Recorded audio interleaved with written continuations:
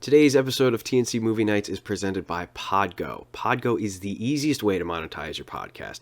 They help by giving podcasters just like us a flat rate for ad space, so you always know what you're going to get when you have an ad presented by Podgo. You can apply today and be immediately connected to advertisers that will fit your audience. Just go to podgo.co, that's Podgo.co, and when you go there, there's a little box that says, "How did you hear about Podgo?" Make sure you let them know the movie night sent you.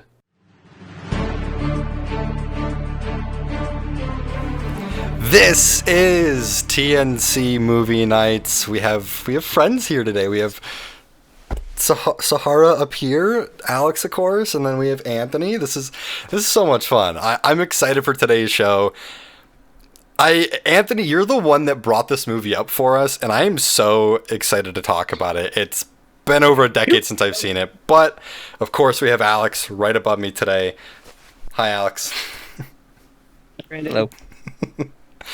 Then we have Sahara over here as well. Sahara, Alex, if you want to introduce, go ahead. Yeah, sure. So, I mean, you've heard her voice on the blooper episode, and you hear me talking about her all the time. Whenever I say we or she or girlfriend or Sahara, she's the one I'm talking about. It's me! That's what I look like. Yeah. And so, I mean, in TNC tradition, both of our new guests have prepared their top 5 lists, so I'll let you take it away. Yes, I do have it, and also, I wore the merch. Oh, what's up? Look! So then people can be like, oh, what's your t-shirt? I'm like, oh, that's my boyfriend. So it's pretty fun for me. Okay, Well, top 5 favorite movies. Let me see. Okay, they're in no order, but they're all good. I love Star Wars: A New Hope. I go back and forth because I'm like, the first 3 are amazing, but I'm not a fan of Yoda. He drives me crazy. So New Hope's where it's at. Bill and Ted's Excellent Adventure. Yes. I love that movie. My dad watched it all the time when I was a kid, and it's so sweet. I love it to this day. Jurassic Park, because it's amazing. Oh yeah. And then I love the 1970s Disney Robin Hood, like the animated one. I don't know why, but it's like my favorite Disney movie. I remember one time I had the flu, and I literally think I watched it like 25 times. I was like, this is where it's at. Pretty like that one. And then the last one, I don't know if this counts as a movie, but there was like this mini series that came out in like the early 2000s called Dinotopia. And nobody ever knows what I'm talking about, but it's like 4 hours long, and it's about like these like 2 brothers, and they land on this island, and it's like dinosaurs still exist, and like it's this great big utopia, and it's like oh yeah, they play ping pong with the dinosaur. It's the most ridiculous movie, but I think everyone should watch it. And it's also like 4.5 hours long. Yeah, it's my favorite thing. But yeah, I just like bad movies. Like, if there's a bad science fiction or adventure or disaster movie, I'm here for it. And if it's like a good movie, they're like, oh, the emotions. I normally just don't. I don't care. So yeah, those are my top 5. I don't know why, but Dinotopia looks so familiar, and it's killing me. I need to find this because I know I've seen little like bits of this. Yeah, it does have the dude, and it also has Professor Lupin. Yeah. From Harry Potter in it. Okay. It's so good. I've watched it so many times. Oh my god. I need to see if I can find this, like, where to watch or something. I'm sure it's, like, on some sort of streaming platform to rent or wherever it might be. I just want to mention one more of your movies, Robin Hood. I've brought it up to Alex. Growing up, I don't know why Disney movies never did anything for me. None of the animated films. Not super into most Disney movies. Except for Robin Hood. I love Robin Hood. Robin Hood, and then like I think Fox and the Hound were like the only 2 I was ever like into it all, just because I liked little dogs, and Robin Hood was like a fox, right? Unless I'm mistaken. Fox and Maid Marian, and plus like yeah. that old animation is so good. pretty. Oh my god, yeah. The colors in it pop so well. It's fantastic. But Sahara, fantastic list. Absolutely love it. That's great. Thanks, guys. Check out Dinotopia, people. Like, try to find this if you can. So weird. So good. It's wild. It looks crazy. Never heard of Dinotopia. Yeah, I've seen little snippets of it, but I need to find it somewhere. 93% of people like it apparently. It has great ratings. Oh, it's really good. Yeah, Yeah, people love it. And then we do have Anthony, who's seen you in the comments and stuff. You recommended the movie today, and we've been trying to find a good time to get you on. And originally, I didn't want to wait until the Snyder Cut to get you on, so I'm glad we were able to figure it out. Anthony, just go ahead and let the people know your top 5 favorite movies. A little bit about yourself. Words are difficult. Jeez. Okay. Well, hi. I'm Anthony. I'm new to this, and my top 5 are the Lord of the Rings trilogy, of course. Aliens, X-Men: Days of Future Past. That one's awesome. Yeah. Star Wars: The Rise of Skywalker. I like it better than Last Jedi, so probably get into that in a little bit. And last but not least, had to go with my all-time favorite, Terminator 2: Judgment Day. I mean, if you're gonna pick one, that's the I've one. never seen that. We bought it like months ago. I love the list. We'll get into the Star Wars a little bit in a second, but I want to mention X-Men: Days of Future Past. That, I think, is one of the most underrated X-Men films, because it kind of it was in that weird area of people started to hate X-Men movies because they just, after 3, kind of fell down a bit. And then, First Class came out and it was really mixed. Then Days of Future Past came out, and I think that was one of the most enjoyable X-Men films. So I appreciate that being on your list so much. It was just, it was weird for some people how they switched it from being Rogue, I think it was Rogue, or Kitty Pryde, one of the two in the comics. Then they made it Wolverine, the one to go back in time, and I know that was kind of the issue for some people, but X-Men: Days of Future Past was so well done, and one of the few movies I thought they really did time travel well. To like, the whole way they wrapped it together was freaking awesome. Yeah, I love that movie. I don't know anything about the comics, but the movie's good. Yeah. Yeah. So freaking good. Star Wars, though. I will say that is the best one of the new ones. I 100% will agree with that. I really enjoyed Rise of Skywalker way more than I thought I was going to. And a little bit of spoiler, if people haven't seen it yet, just jump like 3 to 5 minutes probably, or 30, depending how long I can ramble about this. The whole movie was really freaking good. The only issue I had was the kiss. Get rid of the kiss, and I would have been like, this is like a top 5 Star Wars movie. That was the only, top 3 maybe even. That was the only part that kind of crushed it for me a little bit. Alex, I know you like Star Wars. You really like Star Wars, at least the way I've always seen it. And we've always had a lot of disagreements. What are your thoughts about someone having it as their top 5 favorite movies? Because, of course, I have Revenge of the Sith, and you think I'm a nutcase for having mine in there, so I'm just curious. We all have one. We got the prequels and the originals and the new ones, so... I told you, man, I'm never going to dog someone for liking a thing, even though it's not my thing. I'm glad you didn't say Last Jedi, because that one kind of sucked. But, yeah, man, I get it. It was a really fun story. I definitely didn't hate it. For me, that one was like kind of in the middle. Of the new ones, I really like The Force Awakens the best. I don't know why. It had that same sort of like fun feel of like the original trilogy. But I totally see why Rise of Skywalker would be your favorite, because it's got a lot more of the story's already going, so you don't have to build anything up, and it didn't destroy everything that they set up in 7 like the 8th did. So yeah, I totally see it. Yeah. And it did such a great job of like wrapping things up, and someone who is a huge Star Wars fan like Anthony, I mean, the nostalgia of wrapping everything up.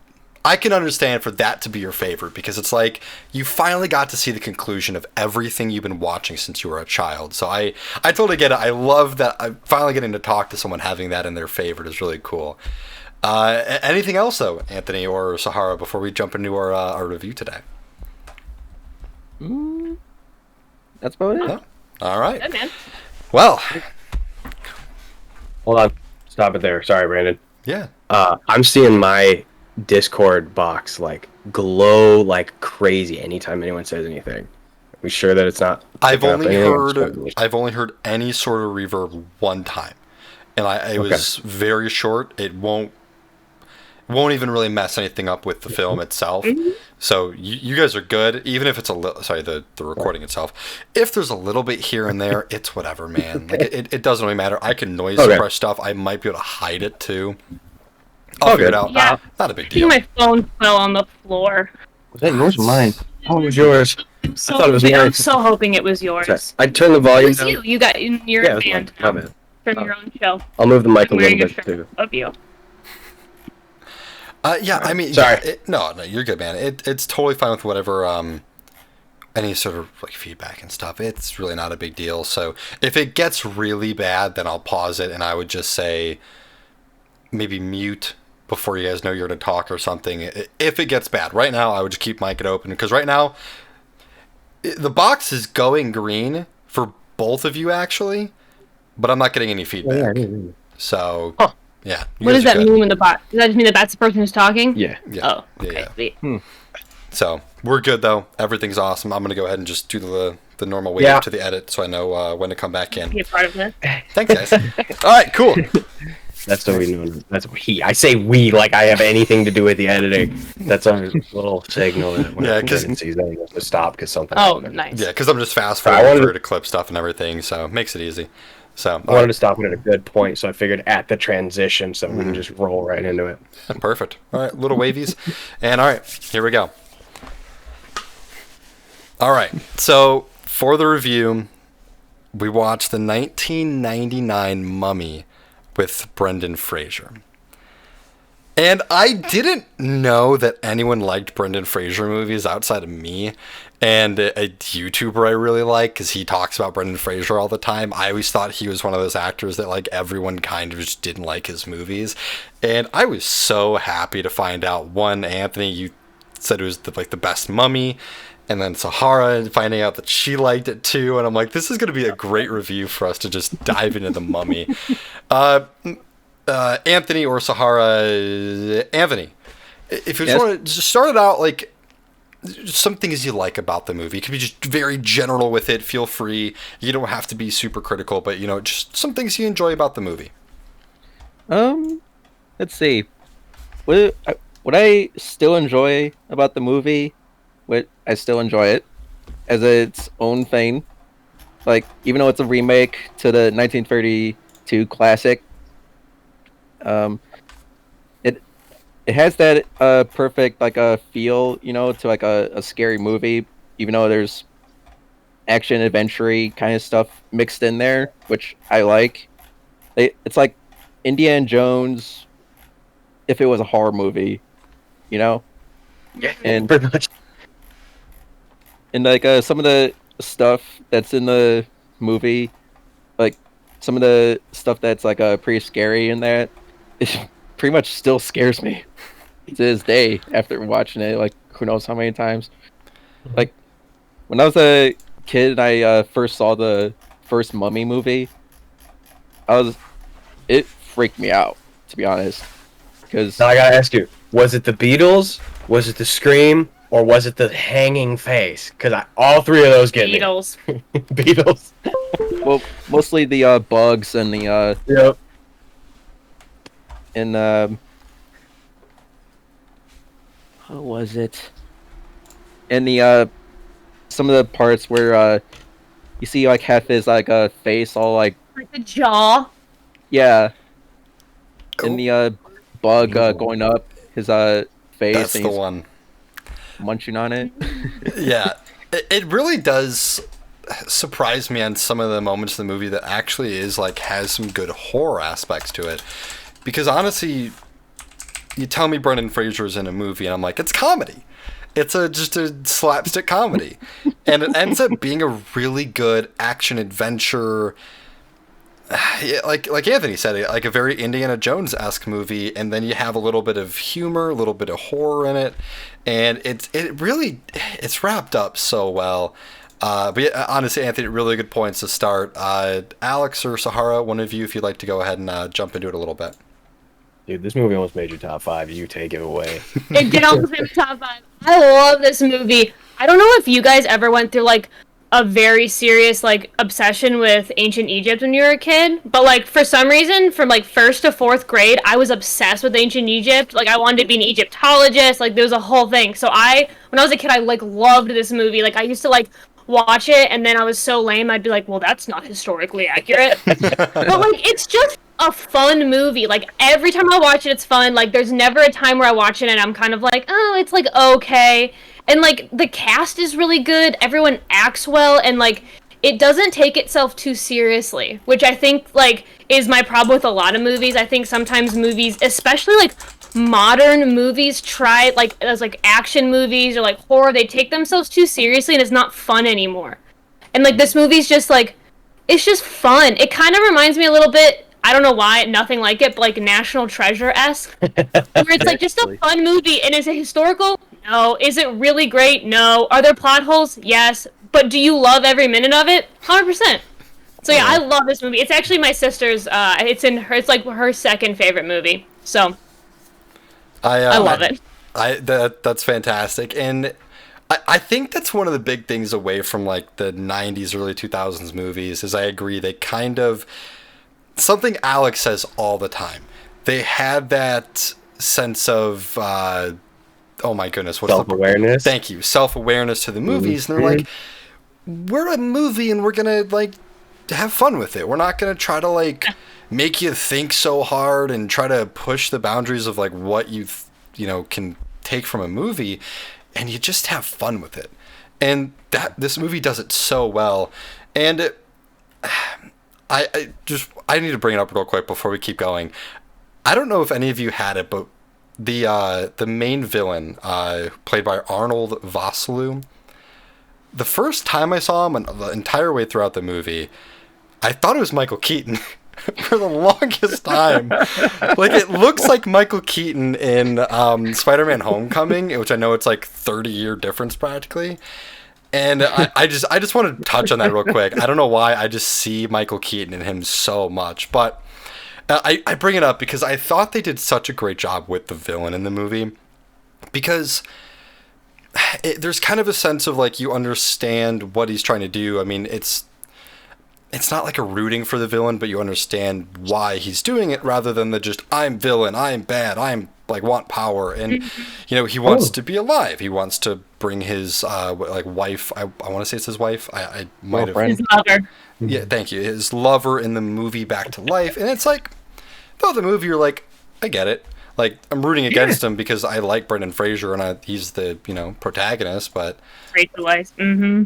And something Alex, you brought up in our show that comes out on Wednesday for the Forgotten Actors.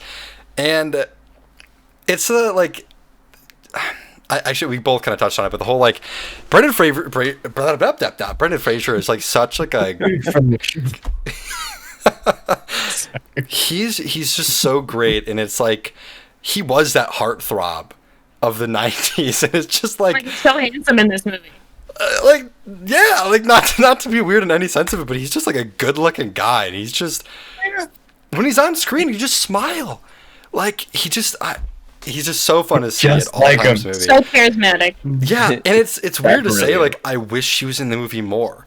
Like I feel like he's not in the movie enough at times, and he kills it the whole movie, and it just hurts that he's not in more movies all the time right now.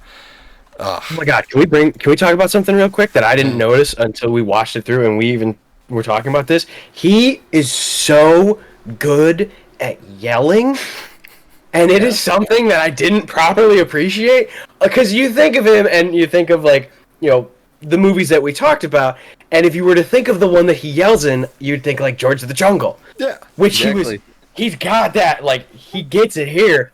But watching through more than once, I think it was like 3 or 4 times, he just found something from deep within and just like...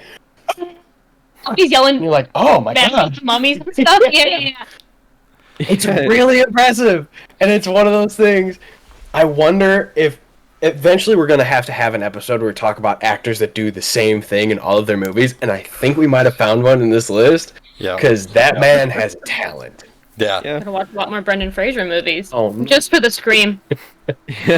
I'll happily, we can do just a whole marathon, TNC marathon of Brendan Fraser movies. That'd be great. Now, before we keep gushing about the movie, I do want to kind of go into some maybe things that you guys don't like, or not even just the things you don't like, but the things that you appreciate on what movies can do today, whether it's from CGI or maybe tropes and stuff that have maybe died since the late 90s, early 2000s. Sahara, if you want to go ahead and start it for us here, then we'll move over to Anthony. Honestly, whenever I watch this show, like, this movie as an adult, I always think, like, yikes, those are a lot of white people pretending to be Egyptian. And then, like, you have, well, like, the one Egyptian guy who's, like, in the movie is, like, a joke. Like, he just is like, oh, look, he's fat and stinky. But, I mean, it was the late 90s, but you kind of look at that and you're like, maybe we'll do that a little different. And then, like, I mean, some of the CGI is not good. I don't think it's that bad. Like, I think for being 21 years old, they do enough mix of, like, practical effects with CGI. But, I mean, it's still, you see some of, like, the sand, and you're just kind of like, this is an old movie. Yeah, there are video games that look better now, but you looked it up, was it ELM that did the visual for it? Industrial Lights and Magic, yeah, they did the video, they did it for, I mean, so, like, they were the best people that could have possibly done it, but, yeah, it would be cool to see, like, I don't know, I just wish that, like, more movies nowadays merged CGI, now that it's so good, with practical effects. And, like, there's always, like, it's always one or the other, and, like, this movie kind of shows, like, even 21 years ago, what you can do if you kind of merge them, so it would have been cooler if the CGI was better. I think it kind of, I don't know, I would love to see that in more movies now. Totally. Yeah, I love that. It would be cool to kind of see a little bit more of a blend. Because some movies, I really want to say Mad Max, the new one did it, that they did a lot of it. Don't quote me on that because I don't know, but I could have sworn that was one of the movies that did it really well. For sure. In recent years. Practical effects, Sure, man. Yeah. Just sucker for practical effects. But Yeah. I love the old Star Wars. Oh, yeah. So, Anthony, how about you? What kind of things in the movie, going back, watching it again, did you kind of maybe catch this time around, or maybe the recent times where you're like, you know what, I'm glad movies have gotten away from it, or I'm glad, CGI is much better in certain stances? I mean, I don't really mind the CGI on the actual, like, mummy character, like, Yeah. when he's like all corpsey and all that. I don't mind the CGI on that. I thought it still looks good to this day. And plus the sand wall scene, that is, like, still good and whatnot. See, the CGI itself on the zombie characters and the mummy character, it's still holds up to this day.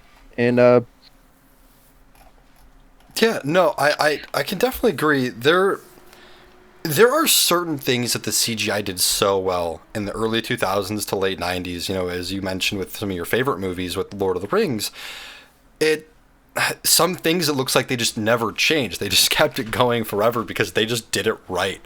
And for me, I think there's only like one type of thing in the movie that the CGI is rough, and that's the bugs. The bugs in the coffin in the beginning of the movie, like when he's first getting swarmed, definitely the bugs were like creepy. inches off of the guy, and I was like, that was A little bad. twitchy too. It's just like Yeah. Exactly. Yeah, I think they Scared the said, crap out of me. Yeah, not great.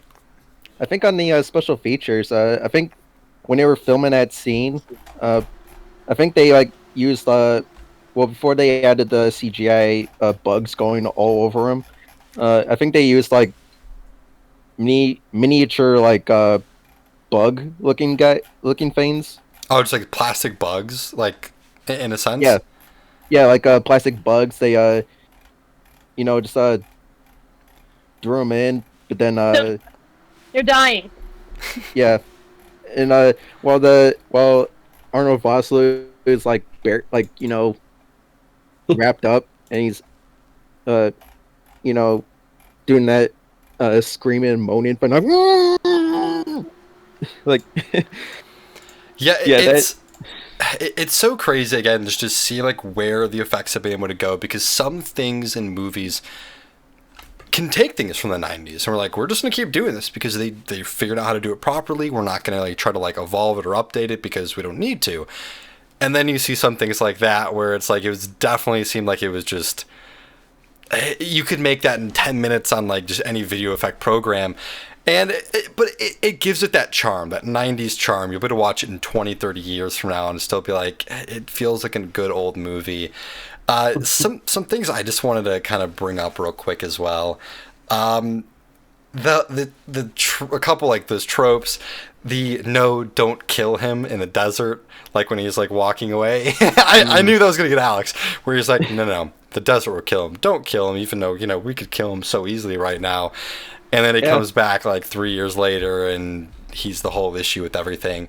So that one made me laugh. And then there's the librarian not moving the ladder scene. It's like all the things that were kind of messy were like right in the beginning of the movie. I just love it. She's like purposely reaching over. Like that. Yeah, it's so crazy. I know. It's like, who in their right mind would do that? Like, don't get me wrong, we're all lazy at times, but I would not put my life in danger to try to get a book across. That was really funny. And then the domino library shelves, I was like, I'll give it to you. Bookshelf like that. I know, Come on, man. I was like, I'll give it to you. What are you doing? And I didn't even hate the like don't shoot in the desert will get him part. Okay. I hated how Benny lived through everything. Yeah, Like he's there was, just like, it was yeah. ridiculous. He was like, I'll get you, Benny. It's like, get him now. There's no one on his side other than the other guy you're trying to kill. I got it at the beginning when he was like on the side of the Americans who all had guns. Like, maybe we shouldn't start blasting. But then the Americans were on their side, and then it was just Benny and the other guy you're trying to kill, and he's like, I'll get you, Benny. Do it. Yeah. You're gonna get yours, Benny. Yeah, exactly. Yours. Unbelievable. Yeah. There's like so I many. still love this movie. Oh yeah. There's like so many instances where Benny is like close to death, but he doesn't get killed until, spoiler alert, the bugs swarm him at the end. It's still creepy to this day. Justice there. Felt good at the end. Oh yeah. Yeah. And he's the real villain. Honestly, yeah. I mean, because like you were talking about it before, like you don't hate the villain in this because like he's the good guy of his story. Yeah. He's just trying to do stuff, and then there's just Benny the asshole. With all those like different necklaces, like he just learned the language of like one line. Yeah. Benny, why? Oh, Or I think God. it's so. He's trying to grab him, and he pulls out the Hebrew symbol, and he's like saying something in Hebrew, and then Emotep is just like, the language of the slaves. Yeah, Yeah, like, that's it. yeah. Again, there's a lot of good about the movie, and there's just two more things I want to bring up, like just to keep the razzing a little bit of the movie we really did all enjoy. The first one isn't any bad at all, but the main villain just reminds me so much of Baraka from Mortal Kombat. If you guys have ever played Mortal Kombat before, if not, look him up. Oh, yeah. Looks just like the character, and I love that. But then the other two that I just loved in the movie was someone falling. Like every time someone fell and like they were getting eaten alive by like the bugs or whatever it so may be, someone falling and the hero always stops to watch them die instead of like getting more ground. And I just I loved that. Like I feel like you only saw that kind of in the early 2000s. And then the other one, the great, I thought, self-awareness line was the save the girl, kill the bad guy, save the world line, like right at the end of the movie. I was like, there's that little bit of self-awareness, like because he said something around the lines of like, it's that typical save the girl, save the world. Like I just love that. It did such a good job to kind of be like, that's right, like you're having fun with the movie. So I really did appreciate that. That was kind of it for anything that I was trying to nitpick. I was really trying to nitpick with this movie. I got one more for nitpicking. Go ahead. We talked about this too. Dude with the glasses. Now, in a movie like this, I don't hate the my glasses, I can't see without my glasses trope. Yeah. In a serious movie, it's annoying. But in this, it's fine. But then he's just like kind of laying there, just like, my glasses. Like, it's not. They're glasses. They help you see. They don't help you, like, stand and walk and function. You can stand up and be like, oh, I wonder where they went. Not like, I don't know. And then the other thing, and this is so, you could totally just explain this away with whatever you want, with, like, the mummy or the curse or the spell, whatever you want to say, but Imhotep took the blind guy's eyes. And tongue. And tongue. Which, he could talk, so I get it. But he lost his glasses and was so blind that he literally couldn't stand. And then Imhotep takes his eyes and just no vision problems. Like, that's why people are blind. It's your eyes. So, I would have given the movie so many more points if he, like, tried to walk over to her and then, like, stumbled over something he couldn't see. You see later with glasses. Yeah, or you just see, like, the eyes change just, like, ever so slightly. Just like, oh, there's the magic or whatever. But seeing him just, like, and I can see perfectly now. I'm like, he's almost blind, though. And that's super nitpicky.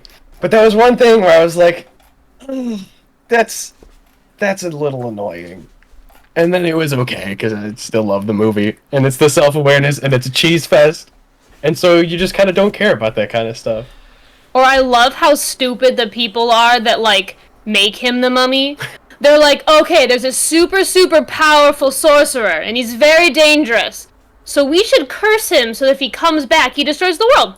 That just makes sense, right? That's the proper punishment for killing the pharaoh. I always remember being a kid, and I remember being like, I don't think that was the best plan, guys. Like, you could have just stopped this from happening. But then we wouldn't have the mummy, so, I mean... He's bad. Let's turn him into a god. No, it's like such an odd choice of punishment. Yeah, that is like the weirdest punishment to ever pull on somebody. Yeah. I don't get it. One die painfully, but gain all the powers, and then force an entire just group of people to watch over you for 3,000 years? That doesn't seem that bad. Sounds pretty good, man. Sign me up. So, we did a lot today. We, went over the things you liked, the things you didn't like. Before we do wrap it up, is there anything else you guys would like to say about The Mummy, Brendan Fraser, movies from the 90s, evolution of movies, anything like that? If not, that's fine too. I got something.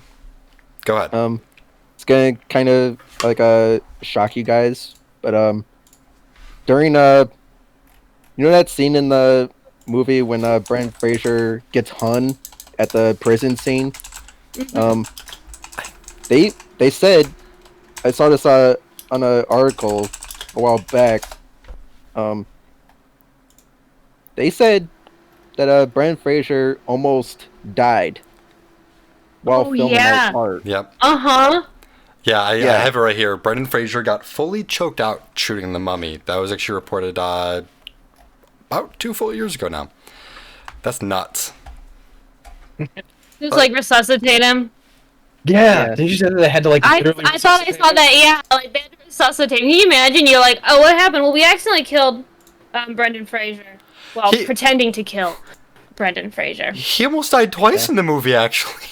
And that's another point in the movie where it feels like points off and then kind of points back. Because they, like, straight up hung him. He is dead. He, like, dead. But then it's like, okay, kind of points back because he was like, his neck didn't break. Now we have to watch him suffocate. Because, like, that did just happen sometimes. Yeah. So, I can't, like, hate on it completely. But then just to see him, like, definitely die. And then they cut him down, and there's not even, like, a mark, and he's just, like, fine. He's like, I'm good. Like, Cheese Fest. I'm just gonna chalk it up to Cheese Fest, and it's totally cool. That is funny. Or I really love Evie, because, like, there's basically, there's, like, one girl character in, like, the whole movie. And, like, I love action movies, so I have sat through a lot of just god-awful lady characters where you're just like, Jesus. But she was actually, like, a full-ass character. I don't know, do you guys swear? I swore. Okay, I didn't know. Like, how family-friendly in this. But she's, like, a whole character. Like, she has her own ideas and thoughts, and she's funny, and, like, she's in distress, but, like, not really. So like I gotta give him a lot of props for doing that like 20 years ago, like actually making a cool character. Because I remember being a kid and I was like, she's so cool, like she's smart and like tough, and like I thought that was so fun. So like anytime I see that in an action movie, it makes me so excited because like that's actually writers who care about characters. They're not just like I mean, it's like I don't know, it's like cliche movie, but like they do it more than like just some stupid cliche like, oh no, Brendan Fraser, save me! She's actually interesting, so I will always appreciate that about this movie. She kind of has strong, like, Meg from Hercules vibes. When she's like, I'm a damsel, I'm in distress, I can handle it. Have a nice Like, day. you know what? Oh, yeah. And then you had nothing bad to say. You're like, oh, sweet, man. You're just cool. And plus, like, everyone in the movie is, like, just so attractive. I remember being a little kid and being like, I like this movie. Good one. Yeah. And Anthony, go ahead. and the other part that like still is pretty freaky to this day is when Emotep, Benny, and that guy that just had his eyes and tongue ripped out are talking in the scene, and Benny's just like, oh yeah, Emotep needs to finish the job, so I'm just gonna walk away slowly. And the part that's so freaky is when Emotep just takes off his mask and you see his all zombie like looking face and the bugs are crawling all over him. He's doing that thing, like he's like, yeah, doing that tongue thing, like he's about to eat somebody kind of face. Yeah, It's just gonna open up. yeah, it's still creepy. to this day. Anything that's jawed, like, distends like a snake that Yeah. shouldn't is always creepy to me. Yeah. I know that's very specific, but there was like I'm like snake jaws on not snakes. But there was like a really weird movie that I don't. I'd say maybe like Legion or another sort of like kind of actiony, kind of horror-y, kind of cheese festy thing. But like one of the demons was like a dude with like spider limbs and a jaw that just like dropped down to his chest. Ugh. I remember seeing the preview for that when I was younger, and I was like, hell no! Put your mouth back where mouths go. I'm not gonna watch this movie. So anytime I see that, I'm just like, oh, there's something just kind of weird about it. Mm-hmm. What about you, Brandon? I honestly, I mean, you guys killed it. You guys really hit a lot of different things with this movie, and it did surprise me watching back because I don't like horror movies, not because like I get scared, but because I just kind of find them boring. This movie had more like scary things in it than probably any horror movie I've seen over the last 5-10 years, and I appreciate that they really kind of like just at least knocked on the door of every single genre you could almost think of. They had a little bit of drama. They, had a lot of humor, the action, the adventure, and then, little bits of horror in there as well. And all around the movie was done so well. And for 1999, I wish movies could be as good as, that today. There's so many just bad movies, but that's what happens when too many people are trying to make movies. And you don't have Brendan Fraser in all your movies now. So again though, Anthony, thank you so much for this the recommendation on this review. It was a lot of fun. I'm glad we all really enjoyed it. I was surprised. Again, I didn't think you guys were going to enjoy this movie or that you enjoyed it already. But I think that's about it. Alex. Yes, Brandon. It's that time, man. Where can the people God. find us? Should we tell them where the people can find us? I think you should tell them where the people can find The you. people can find us. The people can find us very simply at thenerdchambers.com. That's where you'll find everything and everyone, whether it's movie nights, whether it's Commander and You, whether it's This Week in Gaming, whether it's openings, bios, articles. That's where everything gets posted. You can find our links to all of our social medias there too. For us, it's TNC Movie Nights. For TNC, it's the Nerd Chambers and all that sort of stuff. Also got links to the merch that Sahara was talking about before. Everyone's repping merch. Well, I didn't really find any merch, but I just got on a movie shirt because That works too. Awesome. We don't have that in the shop, unfortunately, though. But these three you can get. So, yeah, go to thenerdchambers.com, and that's where everything is. Anything before we sign out here, other than a big thank you to Anthony for recommending it and Sahara for Thanks for having me. Really fun. Yeah, I mean, one of your anytime. favorites. We gotta have you on the show. I do love it. It's a good one. Yeah, no problem. And thanks for having me, you guys. Yeah, Of course, no man. worries at all. Brandon, you have to do the points. I don't know where anyone is right now. That's Sahara. That's Alex. That's Anthony. I'm me. Brandon, me. But yeah, this is another review, but have a good rest of your week, guys.